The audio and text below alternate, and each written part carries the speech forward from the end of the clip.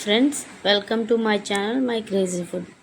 ఈరోజు ఈ వీడియోలో రాగి పిండితో బొబ్బట్లు ఎలా తయారు చేద్దాం చూద్దామండి.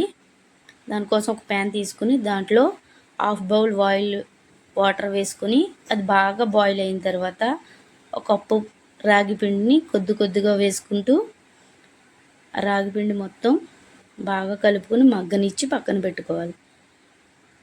తర్వాత వేరే ప్యాన్ తీసుకుని దాంట్లో పావు కప్పు బెల్లాన్ని, తురిమిన బెల్లాన్ని వేసుకుని అందులో కొద్దిగా వాటర్ పోసుకుని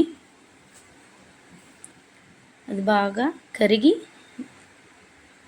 తీగ పాకం వచ్చేంత వరకు వెయిట్ చేయాలండి. అందులో కొద్దిగా ఇలాచి పౌడర్ కూడా వేస్తే మంచి స్మెల్ వస్తుంది. ఆ పాకాన్ని అయితే చెక్ చేయాలి. ఇలా వాటర్లో వేసినా చేత్తో పట్టుకున్నా మీకు తెలుస్తుంది. నేను వీడియోలో చూపిస్తున్నట్టు పాకం గట్టిగా అయిందండి. ఆ టైంలో ఒక కప్పు కొబ్బరి తురుమును వేసుకుని దాన్ని బాగా కలుపుకుని ఒక 5 నిమిషాలు మగ్గనిస్తే అది బాగా దగ్గర పడి లడ్డూలు చేసుకోవడానికి వీలుగా అవుతుందండి. అది బాగా చల్లారిన తర్వాత బొబ్బట్లో స్టఫింగ్ కోసం మనకు కావాల్సిన సైజులో లడ్డూలు చేసుకుని రెడీగా పెట్టుకోవాలి.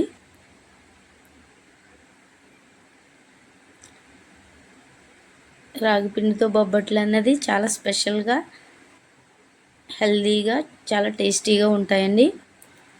ముందుగా మగ్గించి పక్కన పెట్టుకున్న రాగి పిండిని మన చపాతీ పిండి ఎలాగైతే కలుపుతామో ఆ విధంగా ఒకసారి అంతా బాగా కలుపుకోవాలండి. ఇలా కలుపుకోవటం వల్ల బాగా స్మూత్గాను జిగురుగాను ఉంటుంది. ఇలా మనకు కావాల్సిన సైజులో లడ్డూలు చేసుకుని వీటిని కూడా పక్కన పెట్టుకోవాలి.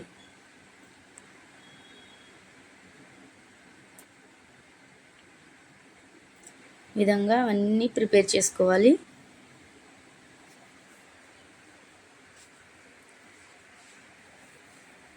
ఇలా ఈ విధంగా ప్రిపేర్ చేసుకున్న రాగి పిండి లడ్డూల్ని కొద్దిగా యాడ్ చేసుకుంటూ ఇలా రౌండ్ షేప్లో ఒత్తుకోవాలండి. రాగి పిండి అయితే చాలా కేర్ఫుల్గా ఒత్తుకోవాలి, ఎందుకంటే విడిపోతూ ఉంటుంది. ఆ విధంగా ఒత్తుకున్న మధ్యలో కొబ్బరి లడ్డూని కూడా పెట్టేసి అదంతా క్లోజ్ చేసేసి మళ్ళీ రౌండ్గా చేసేసుకుని బొబ్బట్లు చేసుకోవడానికి వీలుగా మొదటిగా చిన్న పూరీలో ఒత్తుకోవాలండి.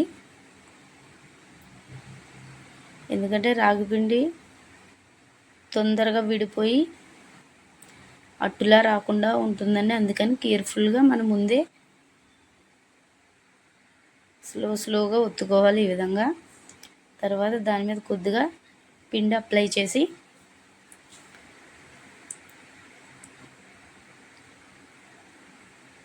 రోలర్ పిండితో కేర్ఫుల్గానే ఒత్తుకోవాలండి.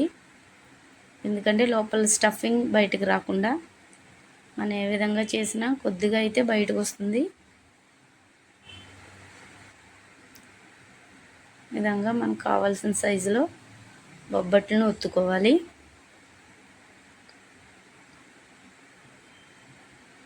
ఎప్పుడు బొబ్బట్లు మైదా పిండితోనూ గోధుమ పిండితో అయితే ట్రై చేసి ఉంటారు. ఈసారి ఈ విధంగా రాగి పిండితో కూడా ట్రై చేయండి. చాలా హెల్తీగా, టేస్టీగా కూడా ఉంటాయి. ఈ విధంగా ఒత్తుకున్న రాగి బొబ్బట్టు చాలా కేర్ఫుల్గా హ్యాండిల్ చేయాలండి, విడిపోతుంది.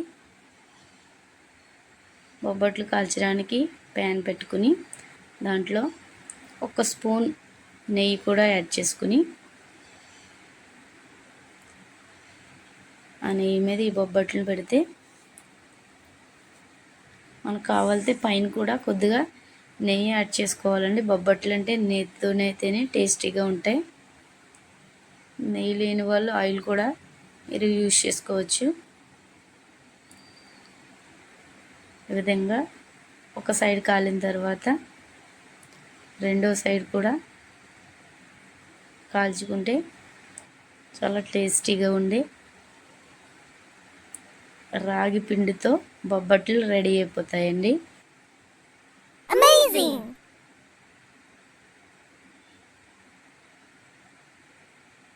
ఈసారి ఈ విధంగా ట్రై చేసి చూడండి.